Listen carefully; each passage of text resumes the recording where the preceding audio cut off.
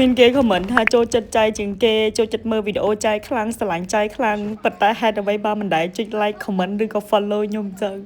ឈឺចិត្ត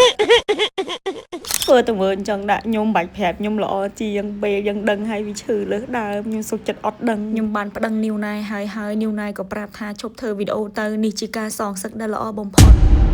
អស់ពីអន់ចិត្តអ្នកមើលឥឡូវមកអន់ចិត្តនឹង strawberry ជាលក់ស្ករម្ដងដើររោទិញ3 4ហាងឯងអត់មានឥឡូវនីវណៃមកនាំខ្ញុំមកដើរទិញអាកន្លែង street food គេនេះណោះឆាតកំងក្នុង app ក៏អស់ដើររោទិញ3 4ហាងក៏អស់ជំរើសចុងក្រោយមកដើរមើលកន្លែង street food ណោះគ្នាដើរកាត់ក៏ឃើញអ្នកគេលក់ strawberry មកកត្រកតែចង់និយាយថាអត់មានអា strawberry ជាលក់ស្ករហ្នឹងទេដើរក៏មើលណោះគ្នាមើលអាសัตว์មូលហ្នឹងអីគេសខ្មៅឡងខ្ជូតដូច panda ហ្មងហើយនេះមើលដើរគេអូអត់ទិញ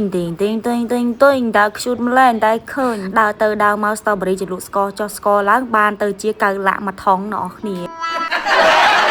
អស់ជំរើសមានតែទិញ strawberry មកកត្រកណោះគ្នាមុននឹងនីវណៃទៅសួរហាងគេមួយទៀតគេថាមកកត្រកហ្នឹងលក់តែ8យន់ទេដល់ពេលហើយនីវណៃមកដើរសួរអ៊ំដែលខ្ញុំទិញមិញហ្នឹងគាត់ថាមកកត្រក10យន់ដល់ពេលហើយនីវណៃហាងចែកន្លែងគេផ្សេងលក់តែ8យន់ទេមិនបានលក់10យន់អញ្ចឹងវិញតែមកគេថាអូខេ8យន់ក៏បានដែរដល់ពេលយកមកកត្រកគេថាយក2ទៅតែ15យន់ទេលុយឯណោះគ្នានីវណៃទៅណាទៅណីបកែតថ្លៃគេណាឃើញអញ្ចឹងចាប់ពេលនេះទៅមិនមែនឈ្មោះនីវណៃទៀតទេគឺឈ្មោះថាស្ដាច់តថ្លៃចុងក្រោយគេមុនទៅផ្ទះបានកៅឡាក់មួយថង strawberry 2កត្រកនឹងឯងអ្នកនរគ្នា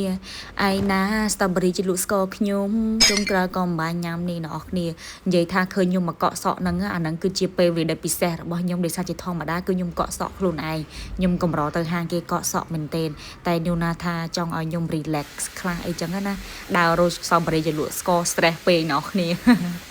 អូយមិត្តភក្តិនីវណៃផ្លុំសក់ឲ្យខ្ញុំហើយនេះខ្ញុំមកផ្ទះវិញគឺដើរហាត់ប្រាណដើរអ្នកគ្នាមើលទេសភាពនៅក្រោយផ្ទះនីវណៃស្អាតណាស់ឃើញទេនេះអូយពេលយប់អត់ឲ្យឡើង fresh មែនទេអូខេបាយ